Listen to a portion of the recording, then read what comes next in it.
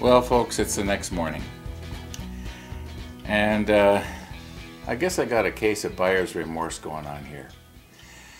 I know what good audio is supposed to sound like. Like this mic here, I know it sounds good. This one here, I know it sounds good. At no time did I ever think that this was really good, no matter how I adjusted it.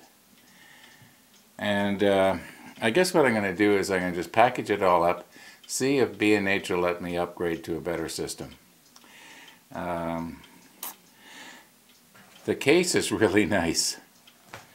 That's about all I can say that's really good about this. It's got a really nice case.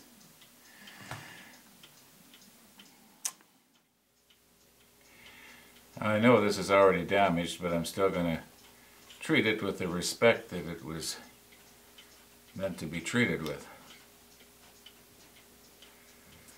And I was very careful with this thing the whole time that I used it, because like I mentioned, you can tell that this is very fragile.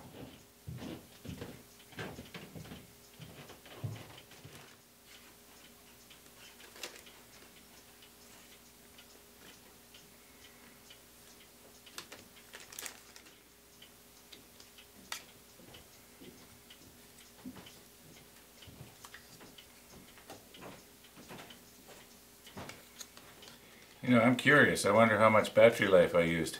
I didn't use it that much.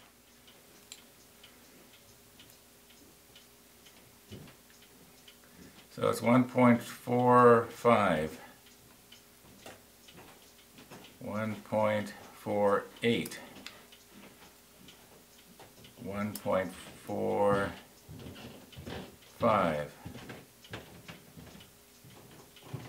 1.48.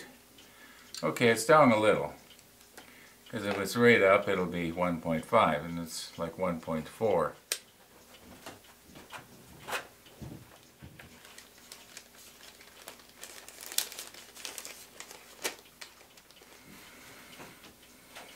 This is mine.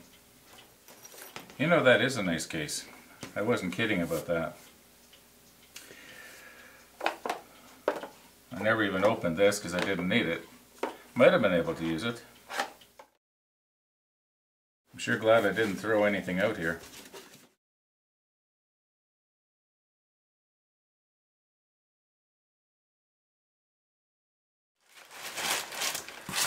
I guess there's no use sealing this up because B&H is probably going to give me some sort of an authorization to include with that. And this is the first time I've ever wanted to return anything to them. I've been very happy with the first 3 orders I got from them, especially that wide angle lens, which was my last order. That is a nice lens. I should show it to you.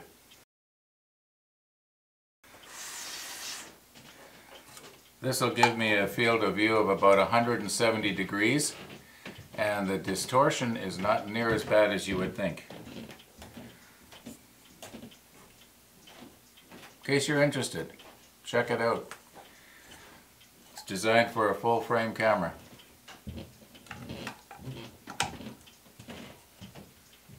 I'm real happy with that one. Okay, I put it on there so that you can see the difference. This lens is probably my favorite lens though. I had it opened up, it'll open up to 24 millimeters, which is pretty good for a full frame camera. And anyway, that one is 12 millimeter, and the camera's in the exact same place as when I had this one on, and you'll notice the difference. And like you can see a lot of that surveillance screen there, and if you're wondering why do I have that, well, my wife has Alzheimer's, and this way I can keep an eye on the upstairs and how things are going and what she's doing. Like right now she's putting her coat on.